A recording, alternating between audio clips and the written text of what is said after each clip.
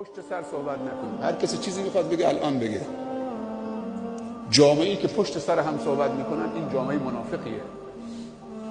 هر جای بد گفتم الان بگید. کسی میگه بد میگید بدون دلیل صحبت میکنید بگید. کسی باید صحبت بکنه که حداقل اهل ذکر باشه، اهل فن باشه. کسی که نه درسی خونده نه دانشگاهی رفته بخواد برای مردم اظهار نظر بکنه و حرف بزنه، عموم مردم شما حق نداری درباره مسائل دینی صحبت بکنید.